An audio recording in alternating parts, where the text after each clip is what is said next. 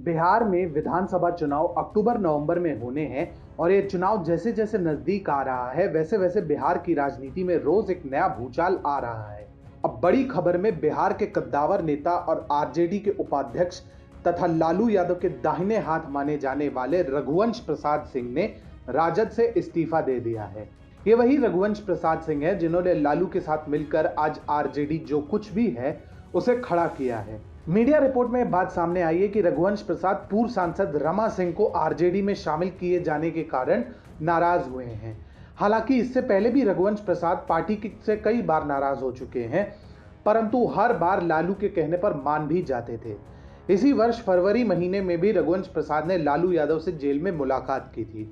ये बिहार की राजनीति में कोई छोटी मोटी खबर नहीं है, बल्कि आने वाले चुनाव की कायाकल्प कर देने वाली खबर है।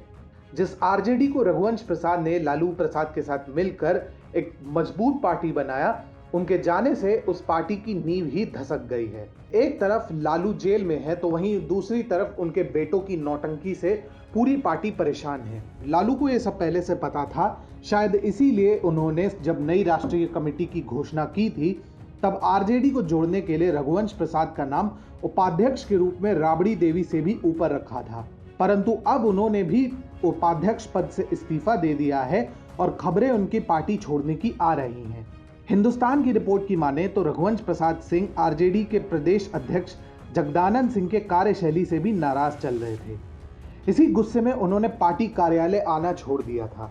इसके बाद रमा सिंह के आरजेडी में शामिल होने से उनकी नाराजगी और बढ़ गई, जिसका नतीजा अब सबके सामने है। बिहार के कुछ ही नेता ऐसे हैं जिन पर कभी कोई भ्रष्टाचार या दबंगई या अपराध का आरोप नहीं लगा, और रघुवंश प्रसाद उनमें से एक है। कभी गोयंका कॉलेज में गणित पढ़ाने वाले एक लेक्चरर रघुवंश प्रसाद ने 1970 के दशक में राजनीति में कदम रखा था। वर्ष 1977 के चुनाव में सीतामढ़ी की बेलसंड सीट जीतकर वे राज्य की मुख्य राजनीति में आए। लालू से इनकी दोस्ती और गहरे संबंध भी उसी दौर के हैं।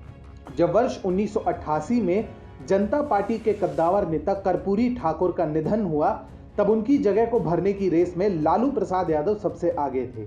उस दौरान लालू का साथ रघुवंश प्रसाद सिंह ने ही दिया था।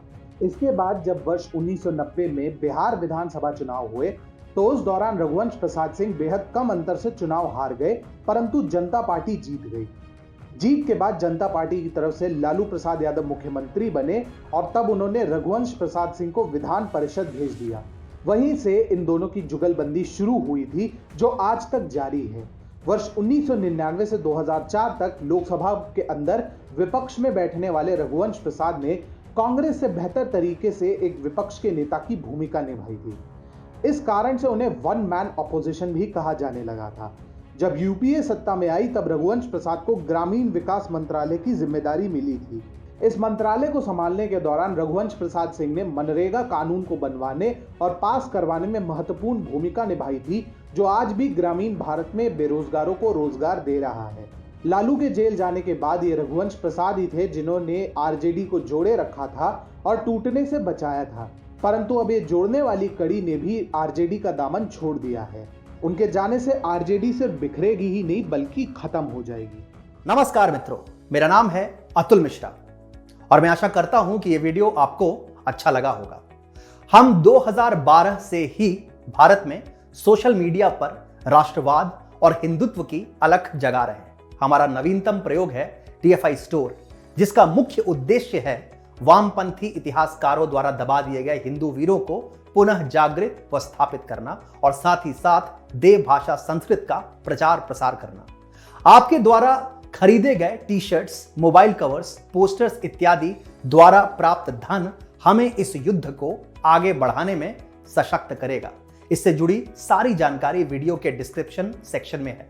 आशा करते हैं आपका सहयोग नित निरंतर मिलता रहेगा। नमस्कार, जय श्री राम, जय हिंद।